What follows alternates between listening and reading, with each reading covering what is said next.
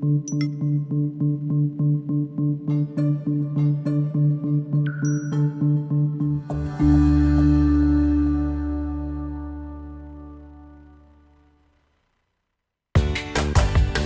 to our podcast, Doing It Right. This podcast reveals authentic stories from successful leaders doing it right. It's about their journey to become a leader, their choices, motivations, and lessons. In essence, how they built successful personal brands. Your host is Valerie Sokolowski, author of 8 leadership books and nationally known as an authority on executive presence and personal branding. Let's get started. Here's Valerie. Hi, and welcome to our show today. I'm so excited to tell you that we have just hit Apple's top 25 business podcasts. That's awesome, and it's all because of you and because of fantastic guests like we're going to have on the show today. And before we start, I want to just say thank you so much for the beautiful top that I'm wearing from Betty Ryder's Boutique. And this is in the plaza at Preston Center in Dallas. The owner is a French woman who just has that keen eye for unique pieces. So go through the red door, that's the color of her door when you go through it, and you'll see the awesomeness when you go there. Now let me tell you about the show today. My guest today is Doug Box. And his dad was Cloyce Box. Now, you probably, if you were a little bit older, might have remembered, and even not, he's famous. Cloyce Box was an NFL football star in the 50s. Now, there's lots of history about him. His career catching touchdown passes for the Detroit Lions, his rise to wealth from a poor, dirt poor kid on a farm, abandoned at 12 by his father, if you can believe that, and then to many lawsuits and challenges in many of his businesses. Doug is laughing already. Now, after his football career, everything he did turned to gold. It was amazing. He became a multimillionaire, and his family, of course, was blessed with all of the things that he was able to give them. At one point, Cloyce Box bought a ranch with a 14,000-foot sprawling home for his family, and you may have heard of it because his ranch was then later called the Southfork Ranch, made famous by the television series Dallas, known all over the world. Some even say that Cloyce's character was written into the attributes of J.R. Ewing. So my guest today, the youngest of 4 sons, living on the Box Ranch was such a lavish experience, as we can all imagine, including the bragging rights for having the show's first several segments done at that ranch. But the experience would later really downturn in many, many big ways. Misfortune happened, and with that experience, Doug Box is now helping families by telling his cautionary story about why it's important to think hard and smart about presenting family wealth. I want to welcome you, and I wish we had 2 hours. Thank Doug, you, welcome to the show. Thank you, Valerie. Great to be on the show. What in the world was it like to be born in such a wealthy family and all the lavish things you were afforded? Just what was that like for those of us who didn't have that opportunity? Well, we really didn't think of ourselves as a wealthy family. And a lot of that had to do with my mother, because she kept us all very grounded in who we were. She was a church-going woman, and we kept ourselves busy with school, and we went to competitive schools, and we're athletes, and so we didn't think too much about my dad's world. It was our family was sort of like there was my dad, and he was this larger-than-life sort of rock star businessman, and then the rest of us were sort of ordinary in comparison to him. And that's because my mother was she was very intent on keeping us that way. Yeah, for sure. But there's no question, my father, Cloyce Box, was a remarkable man in so many ways, and that's why I wrote a couple of books about him. Well, we're going to talk about this book, which is called Texas Patriarch, A Legacy Lost. And I have to tell you that when he gave me this book, I couldn't put it down. It's conversational. It's the story that we'll share a little bit about today. But the story is like, there needs to be a movie on this, Doug, don't you think? Tell us about the story. Start anywhere you want. Well, this is really a typical sort of rise and fall story, where a guy like my father grows up in poverty with literally nothing, and he works his way off the dirt poor farm because he's a great athlete, and he joins the Marines during the Korean War. And professional football allowed him to meet captains of industry, and so he climbs the corporate ladder, and he's sort of like a Texas version of Forrest Gump. He can do no wrong. Everything he touches turns to gold. And then towards the end of his life, unfortunately, he overreached some late in life deals that he obviously shouldn't have done, but he was a deal maker at heart. He did those deals. He overreached. He overextended the family's balance sheet. And then he died very unexpectedly at the age of 70 years old. He went to sleep one night after piloting his own plane to Durham, North Carolina, and dies in his sleep. And I'm the youngest of four sons, and the four brothers were very good friends, very compatible all of our lives. But when we started working together in this business, suddenly we found ourselves confronted with a lot of problems that we didn't know how to solve. And so one thing led to another. It was all caused by a lack of succession planning. And so that's what I try to do today for families, is to make sure they have a succession plan and they have some governance, family business governance around that, which is a fancy word for saying have some sort of board or family council or a team of advisors to help them get through these difficult transitions. So we just couldn't make it through those transitions, and we ended up in court, lawyering up, suing each other. Unfortunately, I'm not saying it was their fault, but I was sued by two of my older brothers in trying to settle my father's estate. Those were devastating experiences for everybody. And so those experiences were significant enough to change my life. And it made me want to do what I do today, which is help families avoid these kind of problems.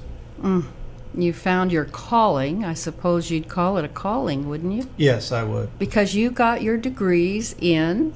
we were talking about this before the show started. I was kidding you and your friends here at Real News that I was originally a radio, television, film major at UT Austin. And that was the business I always wanted to work in, but my father had other ideas. So yeah, I'm very comfortable here in this realm. So I'm finally using my degree. I'm kind of watching because I think he's watching me. No. If I make a mistake, I'll never forgive myself. I want to go back, though, Doug, to your childhood, because the brothers were close in age. And tell us a little bit about what each of them were like and where you fit in with their activities and with the dad, and what was it like? Well, my four brothers were an interesting group of guys because they were all very unique in their own way. My oldest brother was really smart.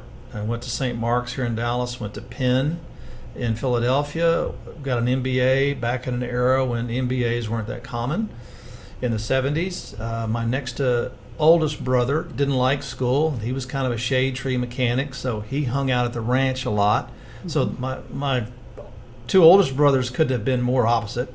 My next to youngest brother was the golden child of the family, and a very capable, very smart guy in his own right. Baylor University, master's in economics, Baylor Law School, passed the Texas bar exam. And then there was me. I was sort of the frustrated artist who always wanted to crawl out from underneath the family's shadow of my father and kind of be my own person and do my own thing. But I also had a strong need to, win my father's approval at the same time. So when he beckoned me to come work for him, ultimately he prevailed. Well, the book says that you did not cross your dad. In fact, it talks a lot about, you're really humble, Doug. I'm gonna force you to talk about something I think is so fascinating, which is to have a father that's that successful and that strong. You shared a story about what it was like in the airplane with him flying. Oh, yeah. And this is a typical story, I think, probably, of the character, your dad. So tell us what happened and how that impacted you. Well, my dad was quite a pilot. He flew airplanes all of his life, and I was scared to death of flying with him. And the reason why I was scared to fly with my dad is because I had a cousin who was also a pilot, and he was going through ground school and everything, and he knew enough about flying to know that my dad didn't always follow the rules. The rules in the sky. The rules in the sky. Oh, boy. Right? And he said, your dad's flying really bothers me. And I'm like, why is that? And he says, because he doesn't follow the rules worth a darn. And so, then I'm up in the air at 15,000 feet, watching my dad nervously. And that's how I began the book. The prologue is this story about flying to Ruidoso Downs, New Mexico. My dad was a big quarter horse racing fanatic, a real fanatic, and we were always flying off to the racetrack to be at Oak Lawn in Hot Springs or Ruidoso Downs in Ruidoso, New Mexico. This is before they had legalized betting, and they didn't have a horse track here in Dallas out at Grand Prairie. So he'd have to fly everywhere to go see his horses, California, New York, you name it. And he'd always want me to go with him. And I did go with him a lot, but it was scary being in that cockpit with my dad. But he was an excellent pilot. He was just one of these guys that liked to cut corners. And so I use that metaphorically as far as his business career. He also cut corners in business a little bit. Cut corners in flying a little bit. So it was kind of going back to your very first question, it was kind of a scary childhood in a way because my dad was unpredictable. You never knew what he was going to do.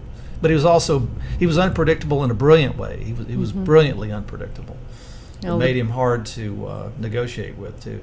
Well, hard to negotiate with. So you go off to college. Yeah.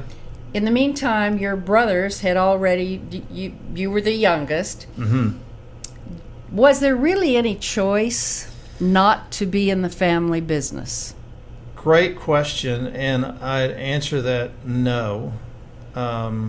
Well, yes and no. If I had bucked the system, if I had bucked my father for a long time, I probably would have been cut off or excommunicated from the family because I just know. Really? Well, not in a serious, official way, but I knew I would have to go through a period of time where he'd be very unhappy with me, and it might go on for a long time, and I just didn't have the mettle to put up with that. And I guess I have a high need to, please people. I always try to make people happy, whatever I do. And so I certainly wanted to, do the same with my father. A man like that, you're always trying to please because he was my father, and we all want our parents' approval, or at least I did.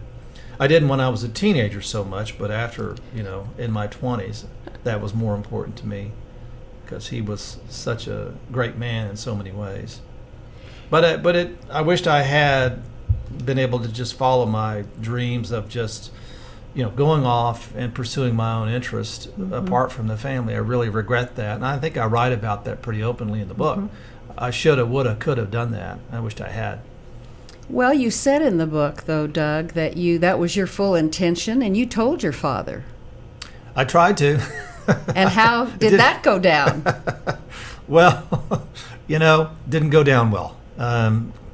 Cloyce Box wasn't the kind of man that you should cross, and he was just hard. He was a contentious man, and he was, I was really afraid of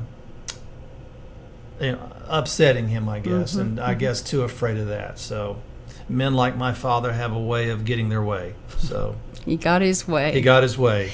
So now the brothers, all four of you, are in the business. And tell us about when you were all in the business, what roles were you playing? Well, that's just a thing, because we like to think that we all were running the business. That, however, was not really true. Our dad was running the business, and we just worked for our father. And so he was such a strong presence in so many ways that it was difficult for any of us to ever really get game time experience. Because, sometimes if the founder doesn't step down eventually, I mean, he never retired. He was still working when he was age 70, which is kind of old for men these days to be working. And if he'd retired a little sooner, then the four brothers would have had to step up a lot more. But emotionally, because he's still around and he's still very much running the show, it was very easy for us to sort of remain more like children, even though we were well into our 30s. And my older brothers were in their early 40s. And so they can't really step up until the founder steps down. Because when you have such a strong presence around a guy like my father, everyone just listens to him. So once he dies very unexpectedly, none of us really have the grooming or the leadership development to take it on. Now, I did have one brother who actually was very strong and actually was really pretty ready. But the tragedy there is that his three brothers, and I was one of them, didn't see how we could all work together, didn't see how this was all going to work out. And so one thing led to another, like I said, and things just kept going downhill. So, Doug, how did the turmoil that ensued with lawsuits and ups and downs, and how many businesses he was in, which were what? Oil and gas, Gulf of Mexico, offshore exploration and production, and we had a cement manufacturing company here locally in Midlothian. Okay. Yeah, two pretty big businesses. I mean, both of those businesses were, our oil and gas company was publicly traded, and it had a market cap of about $200 million. And this is going back 20 plus years ago, so that's a pretty big enterprise. Small by oil company standards, but still 200 million is 200 million. And then our cement business was about a $300 million business. Our cement business was a massive production facility that still exists and still operates in Midlothian, Texas, that my dad built. So he was in all kinds of different industries and very successful. So my question is, how did what you went through affect you and the family? Well, it affected me because I saw things that I saw where we could not be helped by our existing set of advisors. Our advisors were not versed in this thing that I call family wealth enterprise. Because you see, there's a difference when a business is run by a family rather than run by so-called professional management, in that the family dynamic changes everything. Because the family is held together by common bonds of emotion and love. Whereas in the corporate world, it's not that way. No. It's supposedly a rational decision-making model, whereas a family enterprise can be very much an emotional-based model. Sure. Nepotism runs rampant in family companies. That's the nature of the beast. Whereas in the corporate world, that's the exact opposite. The first thing they tell you is, well, you can work here, but you can't hire your brother-in-law. That sort of thing. So family enterprise just takes everything and kind of turns it on its head. And the people that we were seeking advice from back then had no expertise in that area. They had no ability. In fact, many of our advisors made it worse. Were they, what kind of advisors Lawyers. were they? Okay. Sorry to say. And I have many lawyer friends out there. I hope I'm not hurting anybody's feelings. No. And I'm still very good friends with all of them. But it's just a simple matter that, 20 plus years ago, the field of family enterprise planning was not as well developed as it is today. We've come a long way, baby, as they say. And with the growth of these family offices and the growth of private family wealth, the advisors have grown these organizations that are in the business of advising successful families, their business models have grown. They've ramped up in terms of staff.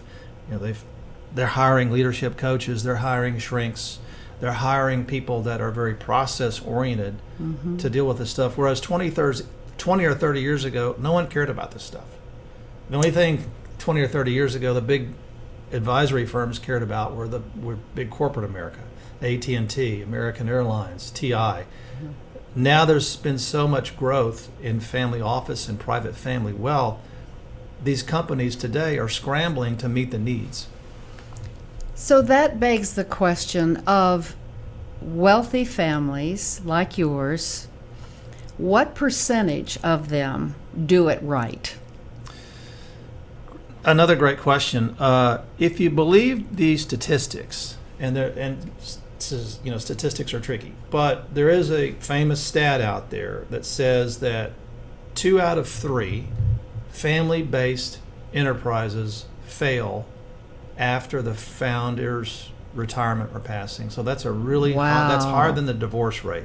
That's 67% from generation 1 to generation 2 will not succeed. From generation 2 to the third generation, or down to the grandkids, the odds are like 10%. 90% of all family-owned companies will fail. That doesn't mean that any one particular family-based company faces those odds, because statistics can be tricky. But the point is that this is an area that it's well known that the failure rate is extremely high. So people like me were invented to try and mitigate the odds of failure. And we do that through planning and having this funny thing called governance. And governance is essentially the best way I can describe what family governance is. It's a way for families to make decisions collectively. Whereas that's easy. That's simpler, isn't it? Whereas you think of the founder as sort of a soloist. He or she is usually the government himself or herself. And then when that person goes away, if they don't have some structures, if they don't have some policies or rules of engagement, or they don't have a strong council in place or a board to help them ease that transition, they will often devolve into conflict. So it's important, I think, for families to embrace the notion of advanced planning. It's not just estate planning. No. This is not just legal documents. Because legal documents are great, they're essential, but they can only take you so far.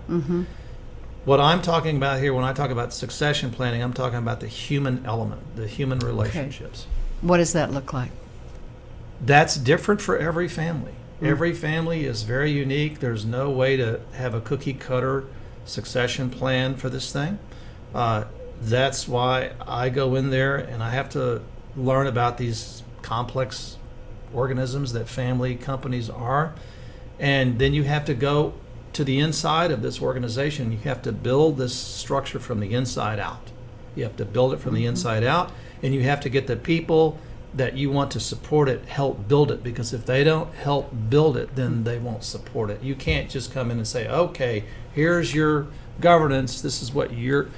No, they're gonna resist that. So that's and the time that we have, that's about as succinctly as I can put it, how we try to do this. But there's a lot to it. I'm sure there's a lot to it. But what's so interesting to me is that you lived this. And I want to ask you one more question, if you don't mind, about living that. So when the castle started to crumble. I like that metaphor. You can write that down. That's your next book. All right. When the castle started to crumble and the brothers, all of you were in the business, what happened then, and how is it today with you brothers? Well, I'll start with the latter half of your question. this has had a devastating effect on the cohesion of my family. It's sort of rendered my family we still have a family dynamic, but it's sort of a hollow shell compared to what it used to be. Holidays, birthday celebrations, and things like that are pretty rare in my family. Not because we're actively upset or in conflict now. It's just that when this thing happened, you see, when we lost the business was sort of the glue that held us together. And that's what a lot of families don't realize, is that they're really a business family first. But if the business goes away, part of that family is going to go away with it, because the business is more of a foundation of that family than they realize. The glue. It's the glue. Mm-hmm. Yeah. So today, things are pretty, I would say, pretty distant. And the way they were, way back then, when all this was actively going on, things were much more.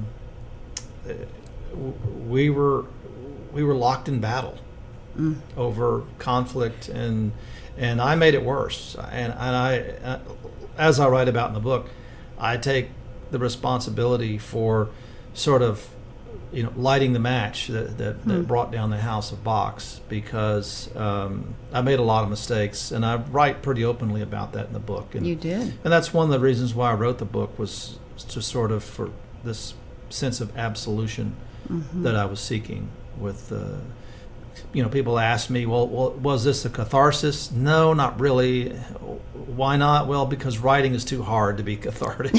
Yes, it is. Writing is just too much work to be a catharsis. But it was, the book's been great. It's helped me a lot with my business, and I go around the country sharing this story.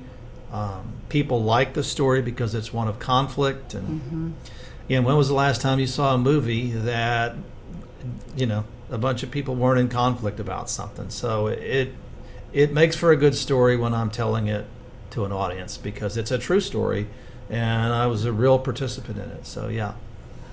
So interesting. There should be a movie on that story, just like there was a movie on Dallas, right in your backyard.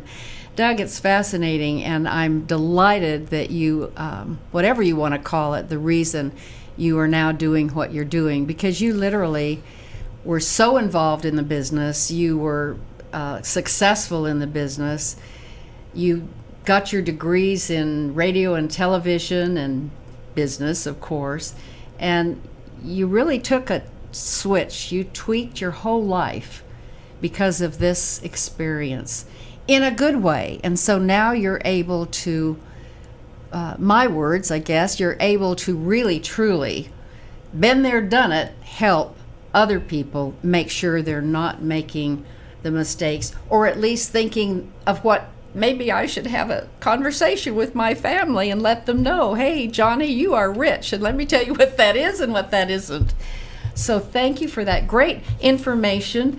And I want to tell everyone that this book is available, of course, on Amazon.com. And Barnes & Noble. And Barnes & Noble, still in Barnes & Noble. Yes, it is. That's great. So it's a bestseller. And I mean it. I couldn't put it down. Well, thank you, Valerie. I mean, it That's- really is. So you've got a lot of books in you. I worked really hard on it. I could tell. I thought it would take a year. It took 4. Well, that's not all that bad. Not that bad. The main thing is I got it done. You got it done. And I also want to share how you can ask more questions of Doug. If you want to know more about his work in helping families, you can go to DougDBox.com or learn a lot more about Doug and his business at www.douglasdbox.com. www. Your name, DouglasDBox.com. I did the same thing, Valerie at ValerieAndCompany.com, because it's really easy, right? I don't have to think about it. Sokolowski's not that easy. Sokolowski's not that easy. I just stuck with Valerie. That's so true. Thank you so much for being on this show. Welcome. We're going to come back and think about this a lot as we go forward, and I think you're up for a podcast yourself. We'll talk about that, Doug.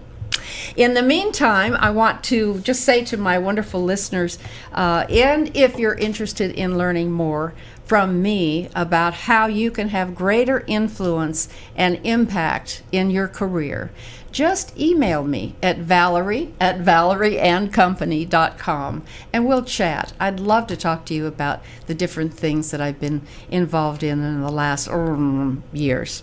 In the meantime, you just stay real, watch your brand, and be authentic. We'll talk to you next time. Bye for now. Thanks for listening. To receive Valerie's voice, free monthly leadership tips, and to learn more about her leadership programs and coaching, visit her website, ValerieandCompany.com. Next week, we'll be here again to inspire, engage, and equip you with teachable points of view from successful leaders who have been doing it right. Until then, lead authentically.